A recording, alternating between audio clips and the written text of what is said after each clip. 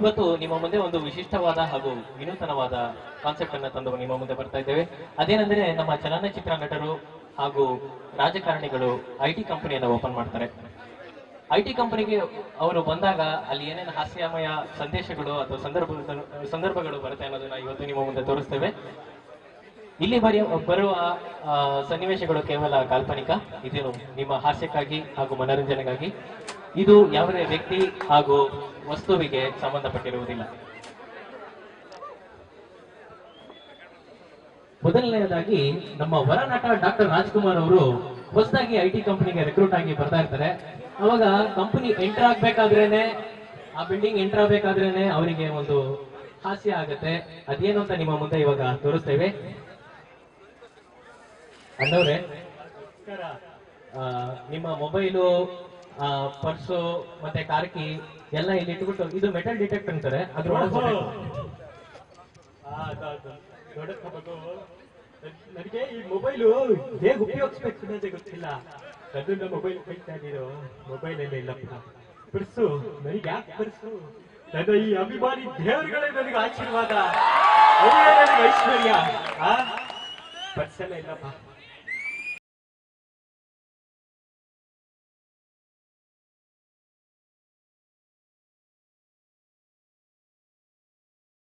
ಹಿಂದೆ ಬರ್ತಾ ಇದ್ದೇನೆ, ನಾನು ಸ್ವಲ್ಪ ಬೇಗ ಹೋಗ್ಬೇಕು, ಕ್ಲೈಂಟ್ ವಿಸಿಟ್ ಇದೆ, ಬರ್ಲಾ? ಮಗ ಅಂತ ಹೇಳಿದ್ರು, 3 ಜನ ಇದ್ದಾರೆ. 3 ಜನದಲ್ಲಿ ಯಾರು? ಶಿವರಾಜ್ ಕುಮಾರ. ಶಿವಣ್ಣ ನಮಸ್ಕಾರ. ದಯವಿಟ್ಟು ಮೊಬೈಲು, ಪರ್ಸು, ಖರ್ಚೀಫು ಎಲ್ಲ ಎತ್ತಿಟ್ಕೊಬಿಡಿ. ಮೊಬೈಲು, ಪರ್ಸು, ಖರ್ಚೀಫು, ಮೊಬೈಲ್ ಬೇಕಾ?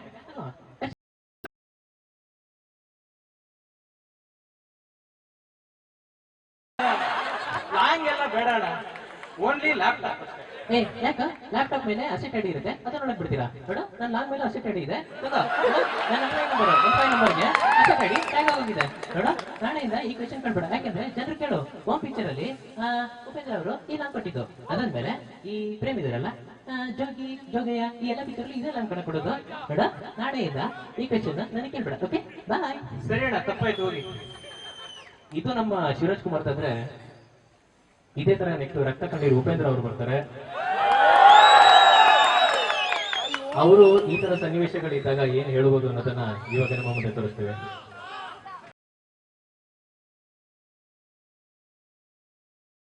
ಸ್ವಲ್ಪ ಒಳಗೋಗಿ.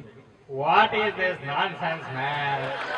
ಮೊಬೈಲ್ ಇಡೋ, ಪರ್ಸ್ ಇಡೋ, ಖರ್ಚೀಫ್ ಇಡೋ ಅಂತ ಇನ್ನು ಯಾವ ಕಾಲದಲ್ಲಿ ಇದ್ದಾನೆ ಮ್ಯಾನ್ ಇವನು? ನ್ಯಾನೋ ಟೆಕ್ನಾಲಜಿ ಬಂದಾಯ್ತು ಮ್ಯಾನ್, ನ್ಯಾನೋ ಟೆಕ್ನಾಲಜಿ. ಗುಂಡಿಲ್ ಬೇಕಿದ್ರು ಬಾಂಬ್ ಇಟ್ಕೊಂಡ್ ಬರ್ಬೋದು ಮ್ಯಾನ್. ನೀನು ನನ್ನ ಸ್ಕ್ಯಾನ್ ಮಾಡ್ಬೇಕು ಅಂದ್ರೆ ನನ್ನ ಎಂಟೈರ್ ಬಾಡಿ ಸ್ಕ್ಯಾನ್ ಮಾಡೋ ಮ್ಯಾನ್. ಮೈ ಮೇಲಿರೋ ಒಂದು ಕೂದಲು ಕೂಡ ಸ್ಕ್ಯಾನ್ ಮಾಡೋ ಮ್ಯಾನ್. ಹಲೋ ಮ್ಯಾನ್, ಆಕಾಶ ನೋಡಿದ್ಯಾ ಮ್ಯಾನ್ ನೀನು? ಆಕಾಶ ಅಲ್ಲಿ ನೋಡು ಮ್ಯಾನ್, ಹೆಲಿಕಾಪ್ಟರ್ಗಳು, ಏರೋಪ್ಲೇನ್ಗಳ ಪಾಪ್ಯುಲೇಷನ್ ಕಾಗೆ ಗುಬ್ಬಚ್ಚಿ ಪಾಪ್ಯುಲೇಷನ್ ಕಿನ್ನ ಜಾಸ್ತಿ ಇದೆ ಮ್ಯಾನ್. ಅಲ್ಲಿಂದ ಬೇಕಾದ್ರೂ ಬಾಂಬ್ ಬೀಳ್ಬೋದು. ಇದೆಲ್ಲ ಥಿಂಕ್ ಮಾಡಿದಾನೆ ಅವನು, ಥಿಂಕ್ ಮಾಡಿದಾನ. ಈ ಸಿಸ್ಟಮ್ ಸರಿ ಹೋಗೋವರೆಗೂ ನಾನು ಓಡಿಸಿ ಒಳಕ್ ಬರಲ್ಲ. ನಾನು ವರ್ಕ್ ಫ್ರಮ್ ಹೋಮ್ ಮಾಡ್ತೀನಿ, ಅದು ನನ್ನ ಕಾಂತನ ಮನೆಯಿಂದ. ಅಲ್ಲಿ ನನ್ನ ಯಾರು ಸ್ಕ್ಯಾನ್ ಮಾಡಲ್ಲ ಮ್ಯಾನ್, ಸ್ಕ್ಯಾನ್ ಮಾಡಲ್ಲ.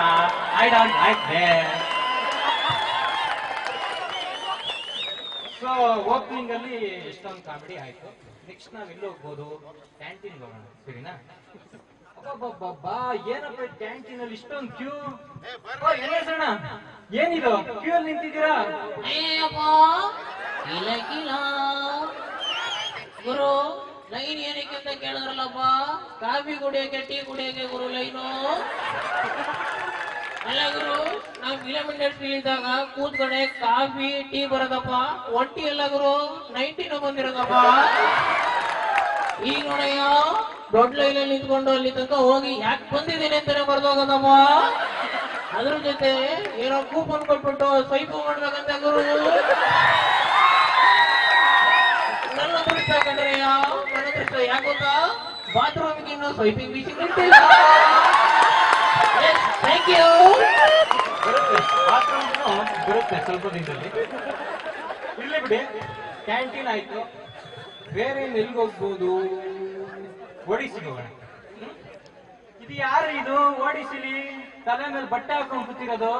May come in sir? ಇವನೇ ಶಂಭುಲಿಂಗ, ನಾನೇ ಕಣ್ಸಿವ ಧೀರೇಂದ್ರ ಗೋಪಾಲ. ಯಾಕೆ ಗೋಪಾಲಣ್ಣ ಇಷ್ಟೊಂದು ಬೇಜಾರಾಗಿದ್ದೀರಾ?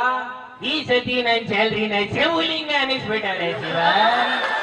ಯಾಕೆ ಅಂತ ಕೇಳಕ್ಕೆ HRM ಫೋನ್ ಮಾಡಿದ್ರೆ ರೈಸ್ ಮಾಡೋತಾಳೆ. ಏನ್ ಬೇಡ? ಗ್ಲೋಬಲ್ ಎಲ್ತ್ ಟಿಕೆಟ್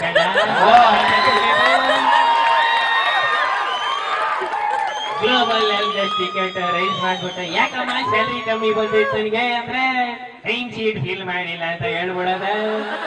ಅಲ್ಲ ಕಣಪ್ಪ, ಹೋಗ್ಲಿ ನನ್ನ ರೆಫರೆನ್ಸ್ ಬೇಕಾಯ್ತದೆ, ಮೇಲಿನವ್ರು ಕೇಳ್ತಾರೆ ಅಂತ ನೀನ್ ಹೆಸರು ಹೇಳು ಅಂದ್ರೆ ಅದಕ್ಕೂ ಟಿಕೆಟ್ ರೈಸ್ ಮಾಡು ಅಂತಾರೆ.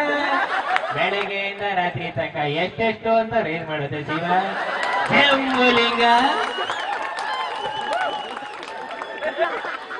ಎಂಟ್ರೆನ್ಸ್ ಆಯ್ತು, ಕ್ಯಾಂಟೀನ್ ಆಯ್ತು, ಓಡಿಸಿ ಆಯ್ತು. ಈಗ ಇನ್ನೊಂದು ಓಡಿಸಿ ಇದೆ, ಮುದ್ದೆ ಪ್ರಾಜೆಕ್ಟ್ ಅಂತ. ಆ ಪ್ರಾಜೆಕ್ಟ್ ಅಲ್ಲಿ ನಮ್ಮ ಸಾಯಿ ಕುಮಾರ್ ಅವರು ಏನಕ್ಕೂ ತುಂಬಾ ವೀಕೆಂಡ್ ಕೂಡ ವರ್ಕ್ ಮಾಡಿದ್ರು, ವರ್ಕ್ ಫ್ರಮ್ ಹೋಮ್ ಕೂಡ ಮಾಡಿದ್ರು, ನೈಟ್ ಶಿಫ್ಟ್ ಕೂಡ ಮಾಡಿದ್ರು. ನನ್ಗೆ ಏನ್ ಕೊಟ್ರಿ? Tea band, tea band, tea band. ಇಷ್ಟು ನಿಯತ್ತಾಗಿ ನಾನು ಕೆಲಸ ಮಾಡಿದ್ರು ಟೀ ಬ್ಯಾಂಡ್ ಕೊಟ್ರಲ್ಲ ದೇವೇಗೌಡಾಜಿ. ಯಾಕೆ ಯಾಕೆ ಯಾಕೆ?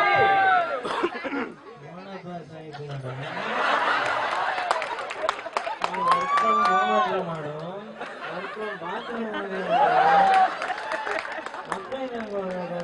ನಮ್ ಕಡೆಯವ್ರಿಗೆ ಒಂದು ಎ ಬ್ಯಾಂಡು ಬಿ ಬ್ಯಾಂಡ್ ಕೊಟ್ಬಿಟ್ಟು ಇನ್ ಮಿಕ್ಕಿರೋ C band B band alphabetical order ಕೊಡ್ತಾ ಹೋಗ್ತೀವಿ.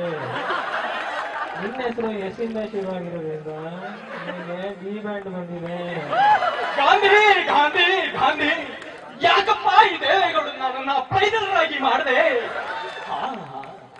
ನನ್ನದೇನು ಓಕೆ, ಆದ್ರೆ ಟೀಮ್ ಸೆಂಟರ್ ಕತೆ ಏನು ಗೌಡಾಜಿ, ಕತೆ ಏನು? ನೋಡಮ್ಮ, ಅಯ್ಯಾರಾಮ ಸ್ವಲ್ಪ ಮಾತಾಡೋದ್ಬಿಡ್ರಿ.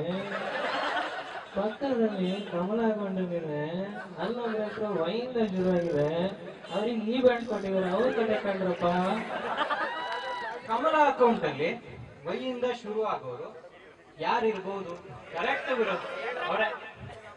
ಯಡಿಯೂರಪ್ಪ ಸರ್, ಏನ್ ನಿಮ್ ಸಮಸ್ಯೆ? ಈ ಕಮಲ ಪಕ್ಷವನ್ನು ಮೊದಲನೇ ಜಿಲ್ಲಲು ಬೆವರಿಸಿ ಕಷ್ಟಪಟ್ಟು ನಾನು ಸಂಪಾದಿಸಿದ್ದೇನೆ. ST-ಯಿಂದ SIT ವರೆಗೆ, SIT-ಯಿಂದ UIT ವರೆಗೆ, UIT-ಯಿಂದ ಪ್ರೊಡಕ್ಷನ್ಗೆ ಹೋಗೋ ತನಕ ನಾನು ಬೆವರಿಸಿ ಸಂಪಾದನೆಯನ್ನು ಮಾಡಿದ್ದೇನೆ.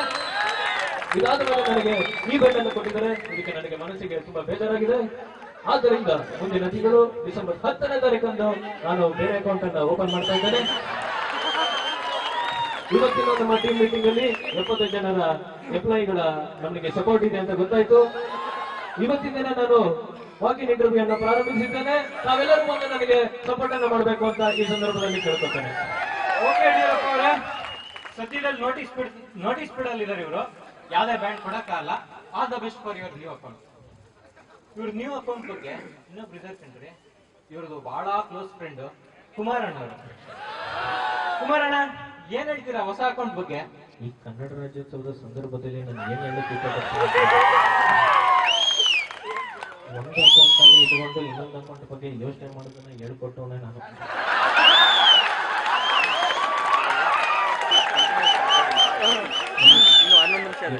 ಬೇರೆ ಹೇಳ್ತಾರೆ, 9 ನಿಮಿಷ ಇವರು ಚಾಪೆ ಕೆಳಗೆ ಕೂರಿದ್ರೆ ನಾವು ನಿಮ್ದು 5 ನಿಮಿಷ. ಇವರು 70 ಜನರ ಇಲ್ಲ, ಮಾಡಿದ್ದ ಎಂಪ್ಲಾಯಿಗಳ ಬಗ್ಗೆ ಏನ್ ಹೇಳಿದ್ದಾರೆ, ಇವ್ರನ್ನಾಗ್ಲೇ ರೆಸಾರ್ಟ್ ಕರ್ಕೊಂಡು ಹೋಗಿ ನಾವು ಕುಂಡ್ರಿಸ್ಬಿಟ್ಟು ಅವರಿಗೆ ಆನ್ಸೈಡ್ ಹೋಗೋದಕ್ಕೆ ವೀಸಾ ಎಲ್ಲ ನಾವು ಶುರು ಮಾಡಿದ್ದೀವಿ. ಇನ್ನೂ ಒಂದು ಭರವಸೆ ಏನಂದ್ರೆ, ಎಲ್ಲರೂ ಮನೆಯಲ್ಲೂ ನಾನು ಹೋಗಿ ವಾಸ್ತವ್ಯವನ್ನು ಹುಡುಬಿಟ್ಟು ಅವರು ನಮ್ಮ ಅಕೌಂಟ್ ಅಲ್ಲಿ ಇರೋ ತನಕ ನಾವು ಅವರಿಗೆ ಎ ಬಾಂಡ್ ಕೊಡ್ತೀವಿ ಅಂತ ಅನ್ನೋ ಭರವಸೆಯನ್ನ ಈ ಸಂದರ್ಭದಲ್ಲಿ ನಾನು ನಿಮ್ಮೆಲ್ಲರಿಗೂ ಹೇಳಿ ನನ್ನ ಮಾತುಗಳನ್ನು ಮುಗಿಸ್ತೇನೆ. ನಮಸ್ಕಾರ. ಇವರಿಬ್ರು ಇದ್ದಿದೆ ಬಿಟ್ರಿ, ಪಾಪ ಅಲ್ಲೊಬ್ರು ತುಂಬಾ ವಯಸ್ಸಾಗಿದೆ, ಬಹಳ ಕಷ್ಟ ಪಡ್ತಾ ಇದ್ದಾರೆ. ಅವ್ರ ಕಷ್ಟ ಏನಂತ ಕೇಳೋಣ. ಬಾಲಣ್ಣ, ಏನಣ್ಣ ನಿನ್ ಕಷ್ಟ? ಅಲ್ಲಯ್ಯ, ಮೊದ್ಲೇ ವಯಸ್ಸಾಗ್ಬಿಟ್ಟಿದೆ. ನಾನ್ ಕೆಲಸ ಮಾಡೋದಿಕ್ಕೆ ಬನಶಂಕರಿಯಿಂದ ಅದ್ಯಾವುದೋ 500C ಅದು ಸಿಲ್ಕ್ ಬೋರ್ಡ್ ಎಲ್ಲ ದಾಟ್ಕೊಂಡು ಇಲ್ಲಿ ತನಕ ಬಂದ್ರೆ ಪಂಚೆ ಹಾಕೊಂಡಿದ್ದೆ ಒಳಗ್ ಬಿಡಲ್ಲ ಅಂತಾರಪ್ಪ. ನನಗೆ ಚಿಕ್ಕ ವಯಸ್ಸಿಂದನು ಪಂಚೆ ಹಾಕೊಂಡ್ರೆ ಕೆಲಸ ಸುಲಭವಾಗುತ್ತೆ ಕಣಪ್ಪ. ಇಲ್ವಾರಿದ್ರೆ ಬಿಡಲ್ಲ ಅಂತಾರೆ ಮಗು. ನಮಸ್ಕಾರ ಕನ್ನಡ. ಯಾರಪ್ಪ ಅದು? ನಾನು ಕನ್ನಡ, ಕಜ್ಜಪ್ಪನ ಮಗ ಗುಜ್ಜಪ್ಪ ಕನ್ನಡ. ಇಂದೇನಪ್ಪ ಪ್ರಾಬ್ಲಮ್? ಅಲ್ಲ ಕನ್ನಡ, ಮೊನ್ನೆ ಅಣ್ಣಮ್ಮ ಜಾತ್ರೆಗೆ ಹೋದಾಗ ಶೂ ಕಳ್ಕೊಂಡ್ಬಿಟ್ಟಿ ಕನ್ನಡ. ಅದಕ್ಕೆ ಚಪ್ಪಲಿ ಹಾಕಿ ಬಂದ್ರೆ ಎಚ್ಚರಮ್ಮ ಮನೆಗೆ ಓಡಿಸ್ಬಿಟ್ರು ಕನ್ನಡ. ಪ್ರಾಜೆಕ್ಟ್ ಉಡಿಸಾಕ್ಬಿಡ್ತು ಕನ್ನಡ. ನೋಡಿದ್ರಲ್ಲ, ಅಷ್ಟು ದೂರದಿಂದ ಕಷ್ಟಪಟ್ಟು ಕೆಲಸ ಈ ತರ ಎಲ್ಲ ಆಸೆ ನಿಲ್ಸೋದು ಯಾವ ನ್ಯಾಯ ಇದೆ? ನಾವಿಲ್ಲಿ ಕೆಲಸ ಮಾಡೋದಕ್ಕೆ ಬರ್ತೀವೋ ಅಥವಾ ಬಟ್ಟೆ ತೋರಿಸೋದಕ್ಕೆ ಬರ್ತೀವೋ? ಆಯ್ತು, ಇದ್ರ ಬಗ್ಗೆ ನೀನ್ ಏನ್ ಹೇಳ್ತೀಯ ಟೆನ್ನಿಸ್? ಏನ್ ಹೇಳ್ತೀಯ? ಇದೇನ್ ಹೇಳೋದಟ, ಎಲ್ಲ ಮಾರಿಯಬಿಟ್ಟಿಸ್ತು ಕನ್ನಡ ನಾಡಿತ್ತು. ನೋಡಿದ್ರಲ್ಲ, ಇಷ್ಟೊಂದು ಕಷ್ಟ ಇದೆ. ಈ ಸಿನಿಮಾ ಇಂಡಸ್ಟ್ರಿ ಐಟಿ ಓಪನ್ ಮಾಡಿದ್ರೆ ಹೀಗೇನಾಗೋದು? ಇಷ್ಟೊಂದು ಕಷ್ಟ ಇದ್ದಾಗ ಇದನ್ನ ಕೇಳಕ್ ಒಬ್ರು ಇದಾರೆ. ಯಾರಿರ್ಬೋದು ಹೇಳಿ? ಎಲ್ಲಾ ಟೈಮಲ್ಲೂ ಬಂದ್ ಮಾಡ್ತೀನಿ ಅಂತ ಕೂತ್ಕೊಂಡಿರೋರು ಖಂಡಿತ ವಾಟಾಳ್ನಾಗಲದವರು ಇವಾಗ ನಿಮ್ಮ ಮುಂದೆ. ಇವತ್ತು ಏನು ಒಂದು ನಮ್ಮ ಕಾರ್ಮಿಕರಿಗೆ ತೊಂದರೆ ಆಗ್ತಿದೆ, ಬಹಳ ಗಂಭೀರವಾದಂತಹ ವಿಚಾರ. ಇವರು ಒಳಗ್ ಬರುವಾಗ ಮೊಬೈಲ್ ಇಡು, ಪರ್ಸ್ ಇಡು, ಕೀ ಇಡು ಅಂತ ಕೇಳಬಾರದು. ಅವರ ಯಾವುದೇ ಒಂದು ಸಾಮಾನು ನೀವು ಮುಟ್ಟಬಾರದು.